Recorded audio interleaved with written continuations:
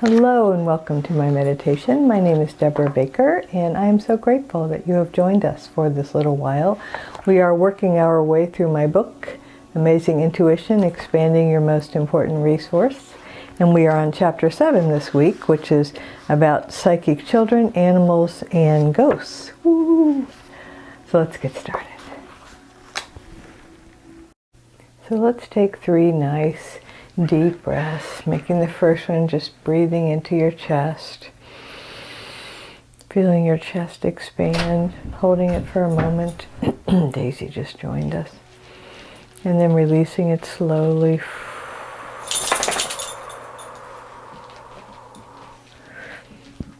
And now breathing into your chest and upper back. Feel your whole rib cage expand, feel the skin stretch a little. And hold it for as long as is comfortable, and then release it.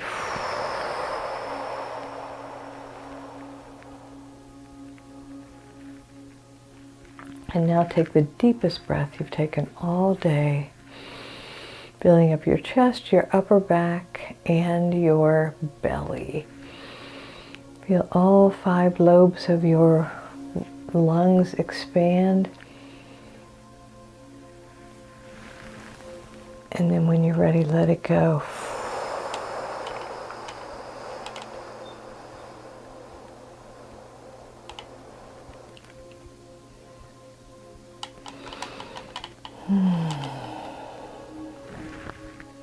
Sorry if you heard that. I was messing with my camera a little so you could see the fountain better.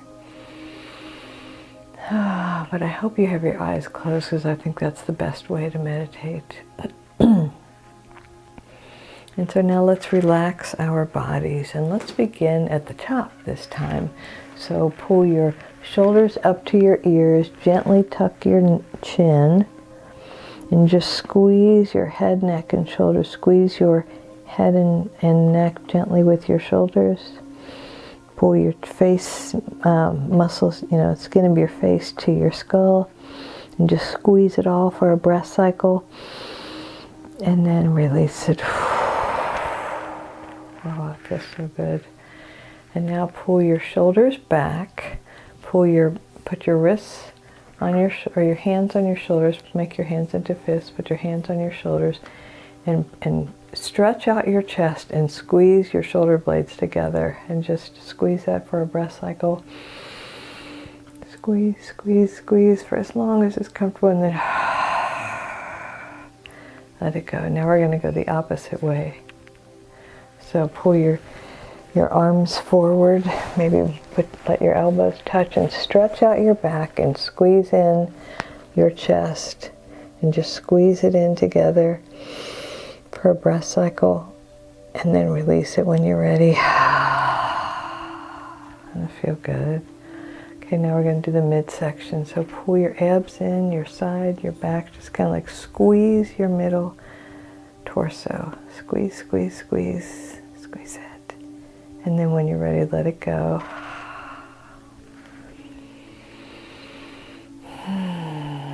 And now we're going to do the pelvis.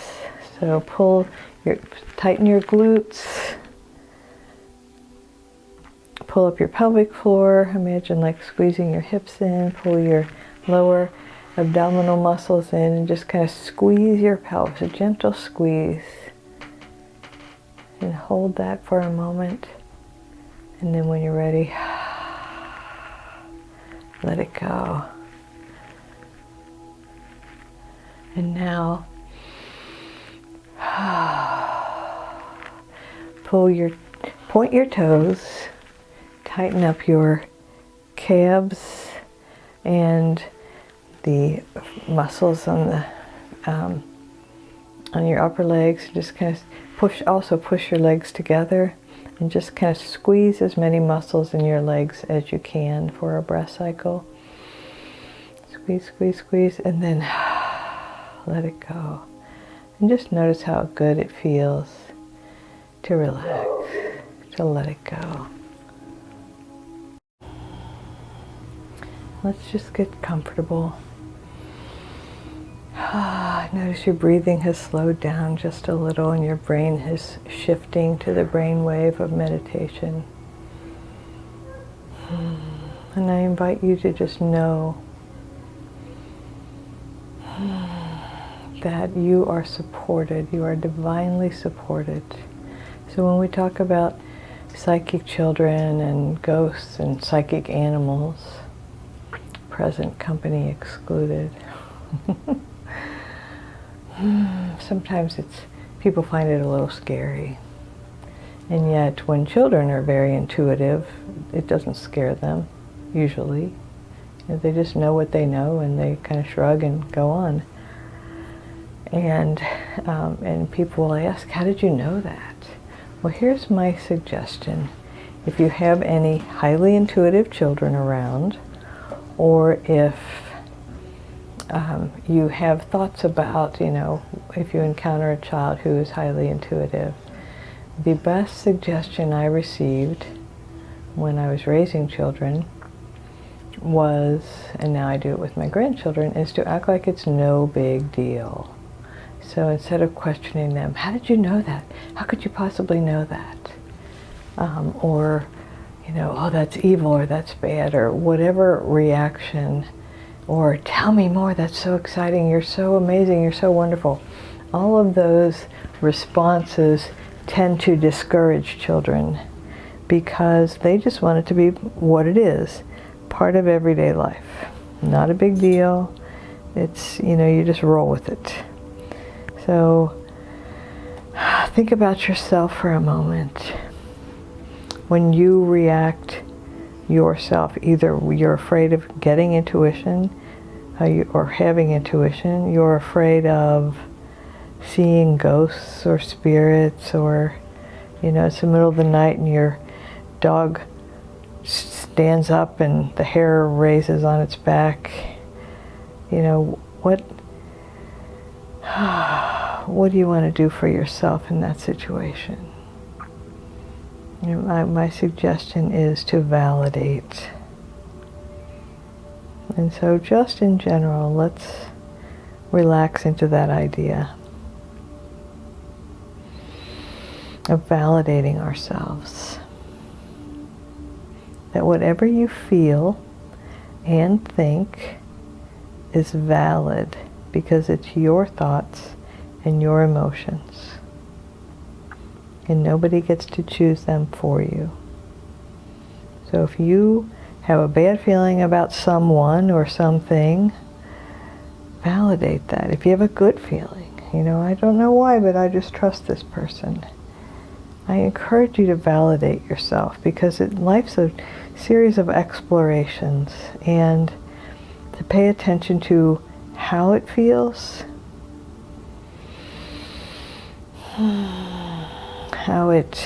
what your sense is telling you, how you receive that information. When children get information, they don't question it. They just, tell you very matter of factly, this is the way it is. I think I mentioned a few meditations ago, my oldest granddaughter saw my great aunt in my living room, and she's been dead for many years. But she described her to a T. I know that's who it was. And she didn't act like it was a big deal. She just kind of shrugged and said, yeah, she was in there. And we have so many spirit guides, guardian angels, loved ones who have passed away around us all the time that we forget. We go through life and we forget. And so you get information for yourself or for someone else, validate it. If it's for someone else, I often, especially if it's not in a session, I'll ask Spirit, is this for my information or am I supposed to share this? And if I'm supposed to share this, make it clear to me.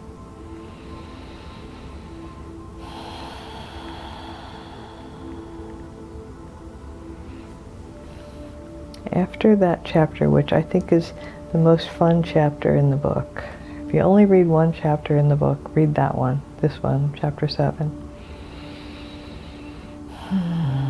Because it's full of stories that are, to me, fun.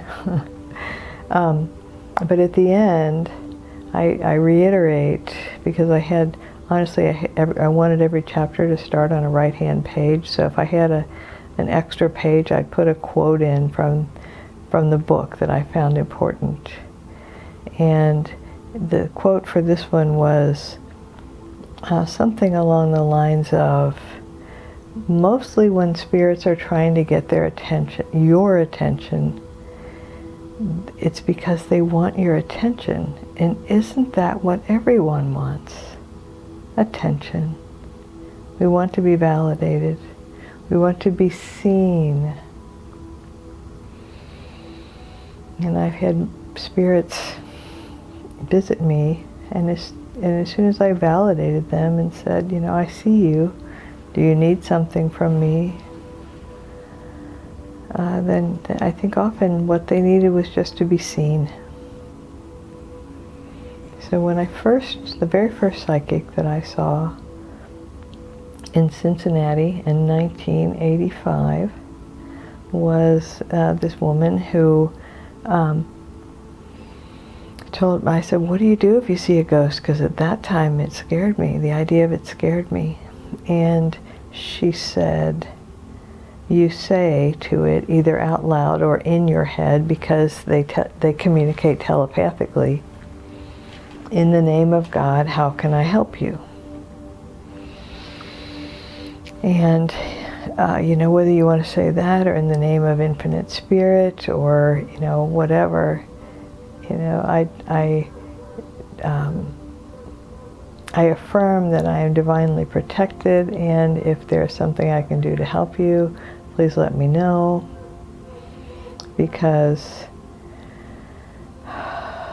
I have never encountered a spirit that intended harm. I know they make great cinema, but that has not been my experience, and I intend for it never to be my experience, because what we look for is what we find. And so I look for love, I look for kindness, I look for caring.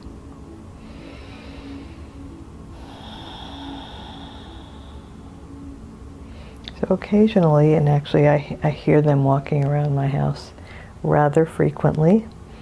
I encounter a spirit that's not invited, not uninvited, just not invited, meaning it's not unwelcome, but it was certainly not one that I called. And then I ask him, what are you here for? And I want to understand. And there was one that was kind of hanging out. I think he's still hanging out in my house. And I tell them, if you are here to support me and to protect us and to spread love and kindness and joy to my house and my family and my loved ones, you may stay.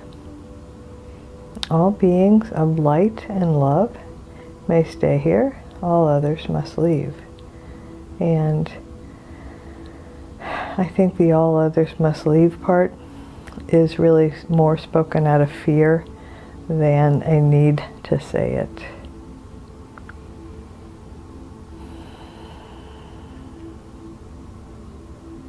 So let's take a moment and think about what came to mind for you when I said ghosts, or when I say there are ghosts in your house.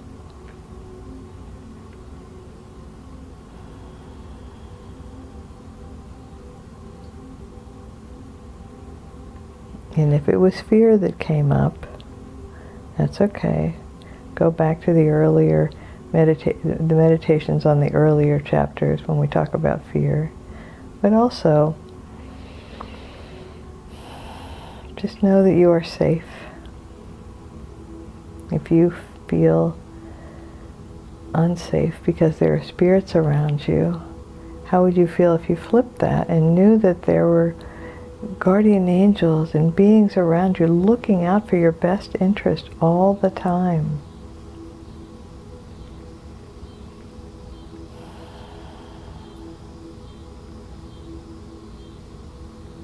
all the time. You are divinely guided, divinely protected. And so I want to affirm for you that you are seen, that you are valuable, precious, far more than you realize. And when you begin to view yourself as a precious presence here on earth, having this human life, you can see how special and valuable and wonderful everything is around you. When you can value yourself, you can value all the beings, spiritual and physical, on this planet, in this human experience. I often talk to families who have lost a loved one, and they tell me, I know they're around me, I can feel them. And I know they're around them too because I can sense them. They communicate with me. I talk to them. Sometimes I see them.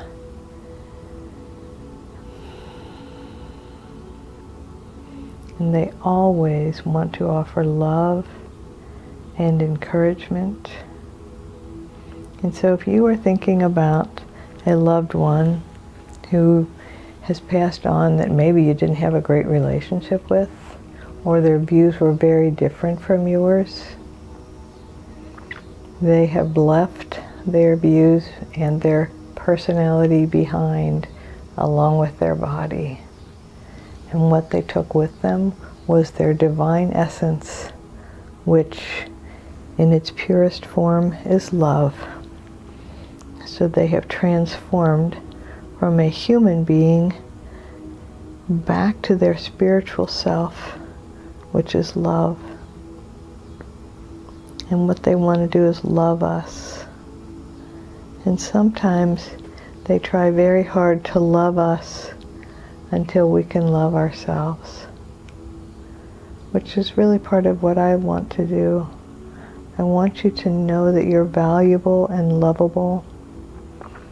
And I want to give you 1,000 reasons to love yourself. Because there's a million, but 1,000's about all I can come up with at any given moment. Meaning you are whole and perfect exactly as you are. So let's breathe into that.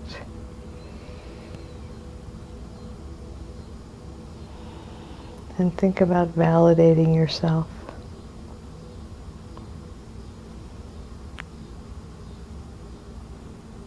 Think about honoring this experience that you're having right now. Not the experience you think you should be having. Not the experience you think others expect you to be having. What is right here and right now.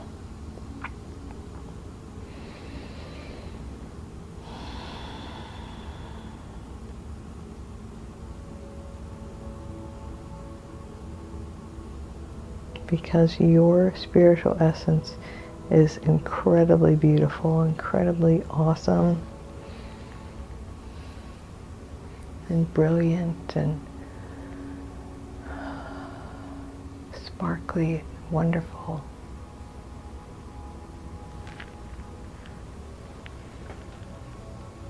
So I wanted to get the quote right from my book, and it is, "Isn't that what everyone wants? To be acknowledged, to be noticed." And let me acknowledge you. Let me validate for you that you are truly whole and perfect, exactly as you are.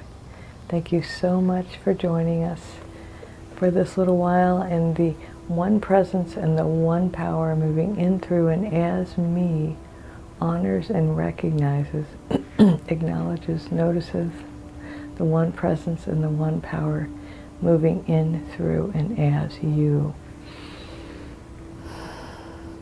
Namaste. Have a wonderful week.